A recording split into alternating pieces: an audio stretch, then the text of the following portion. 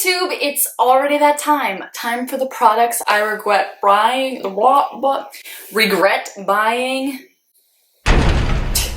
So you guys know the drill. If you think that this is too negative or you can't react well to products other people didn't like even though you like them, just click the X.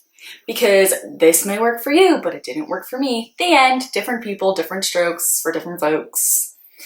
That's life. Get over it. So I have quite a few products that I was like looking through my collection the other day and I was trying to get a foundation. I was like, I don't really like that foundation. I don't really like that foundation. And then I was like, damn, I have a lot of foundations I don't like. So as opposed to just tossing them, I figured I would show you and toss them.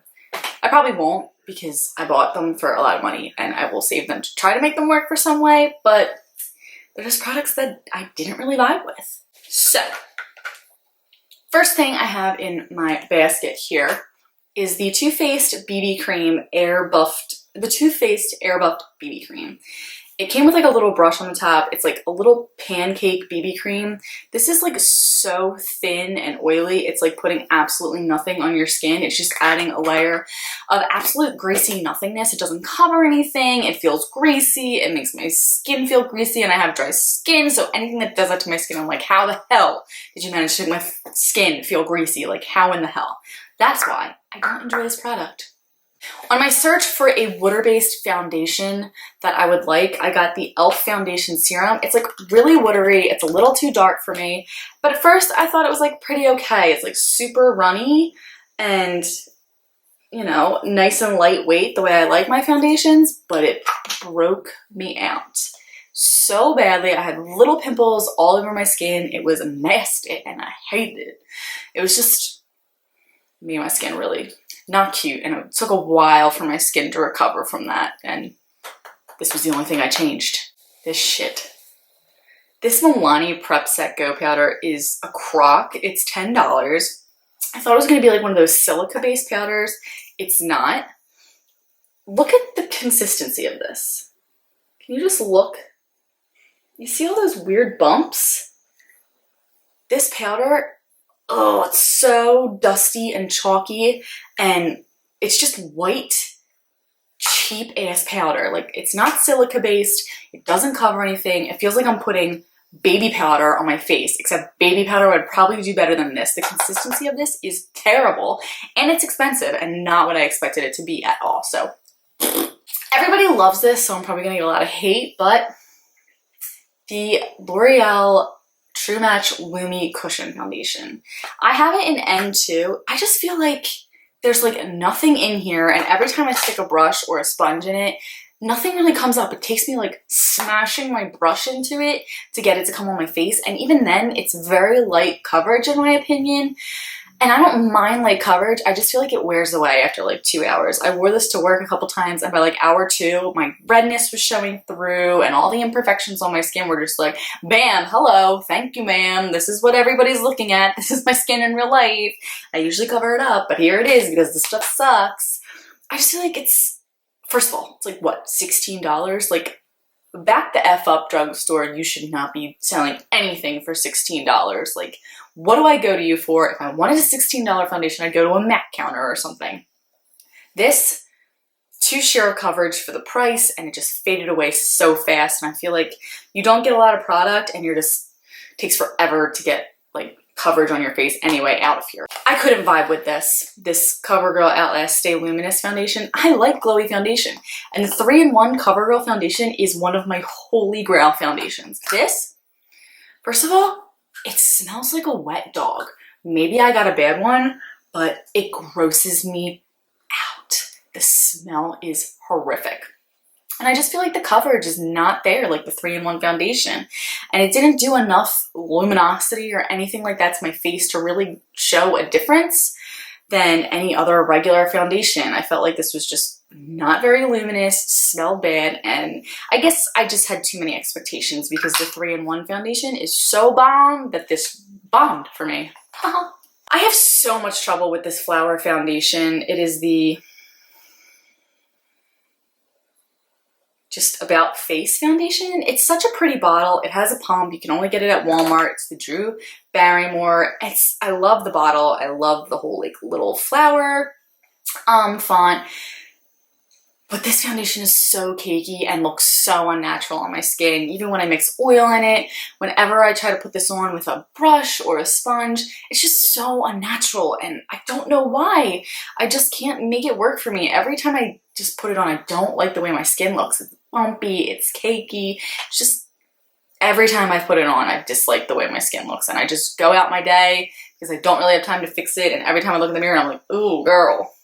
No, so that's why this is a big no for me. Another one I just can't vibe with that a lot of people like is the Hard Candy Glamouflage foundation, and it's for a lot of the same reasons I don't like the flower one.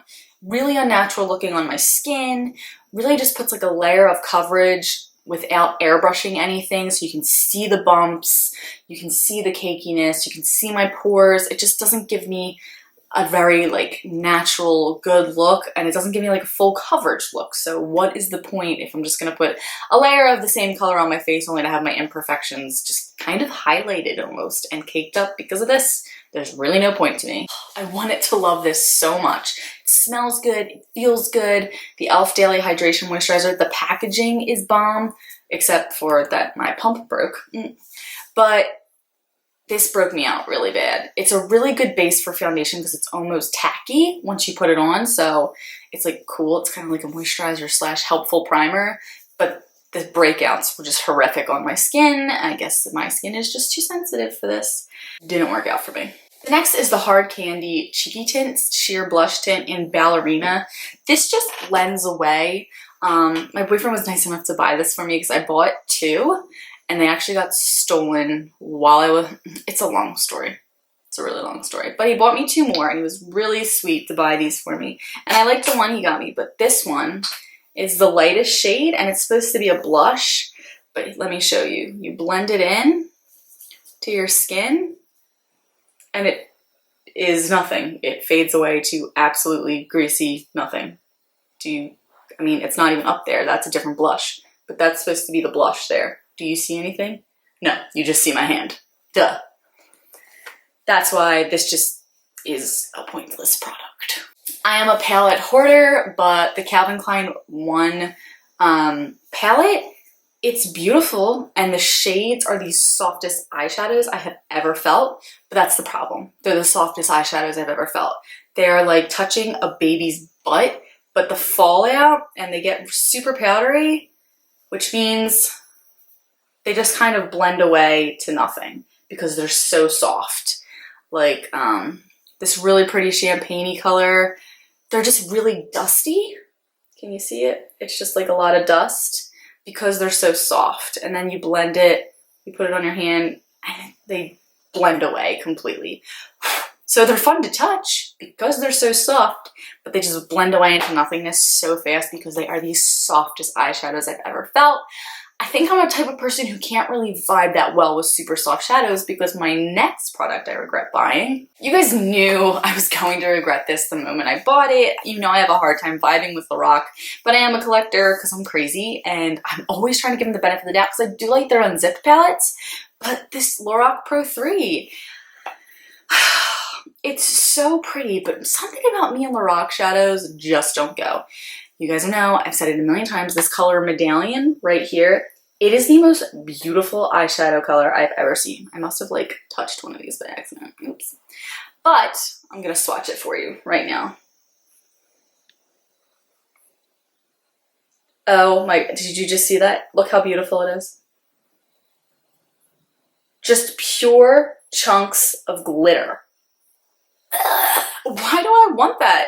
I see everybody talking about how that's the swatch there. Oh my god. Prettiest color, ugliest swatch. And it looks so beautiful in the pan. It doesn't even look that chunky and glittery. But it is terrible. And it is the prettiest color in the goddamn palette. And it is the worst shadow. Like, what the hell, Lorac?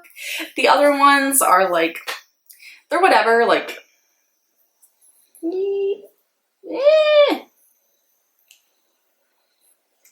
like that's pretty, but it just doesn't, I'm not the biggest fan of Lorac shadows. Like I said, me and soft shadows just don't vibe, and the fact that the prettiest color in this palette sucks so badly, it's really a turnoff.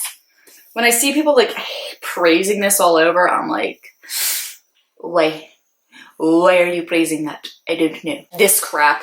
The Freeman Feeling Beautiful Sweet Tea and Lemon Peel Away Clay Mask. I kind of just wanted a peel away mask. This says it pulls pore clogging grime.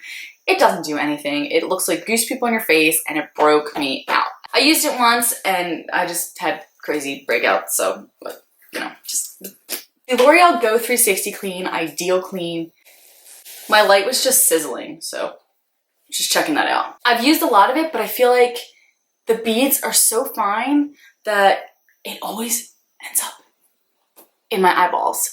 And it's really annoying because then I can't sleep. I need like eye drops to get this like really fine sand out. Like I can't manage to get it off my face good enough ever. And then I'm always laying awake with like these painful little sands in my eyes. And there's been a couple nights like I can't get it out and I can't sleep. And because this has actually made me lose nights of sleep is why I don't like it. This stuff is terrible. The e.l.f. Tone Adjusting Face Primer. It's a green primer, fills in fine lines, and neutralizes redness. Let me show you the deal with this thing.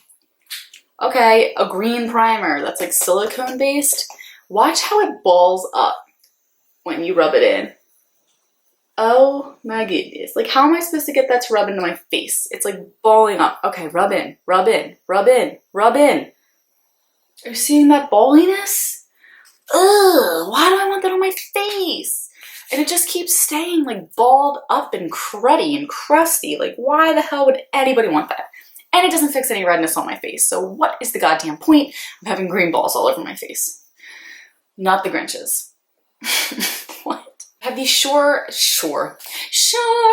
the Sheer Envy Pore Defense Primer Serum by Hard Candy. I had a lot of high hopes for this. It's an oil-free, silicone-free, alcohol-free primer. This made my skin tacky, but I don't think it made my skin look any better for my foundation. I just felt like it was a pointless step and it didn't feel nice to put on my face. It kind of like tugged away at my skin because it's a little too tacky and dry.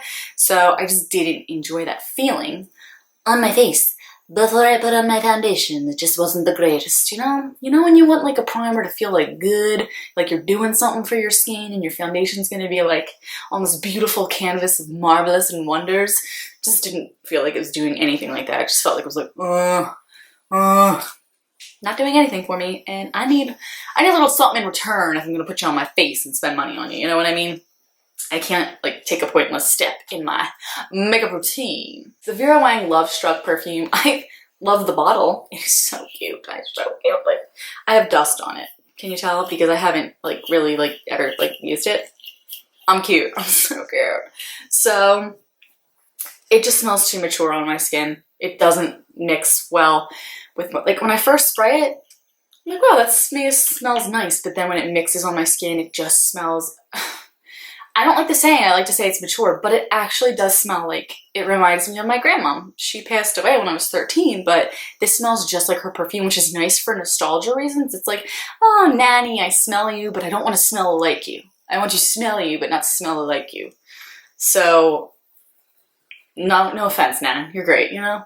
But it's just way too mature when it mixes with the chemical balances of my own skin, and I don't really vibe with that, you know? I like to be a little more fresh and fruity and florally, as opposed to a mature smelling perfume. But the bottle's so cute, and I'm gonna try to find a way to make it work. But of course I bought the biggest bottle. Like, why did I do that? I wanted it for so long because I like the way it's smelling a little Sephora stick, but in the RL, not a fan.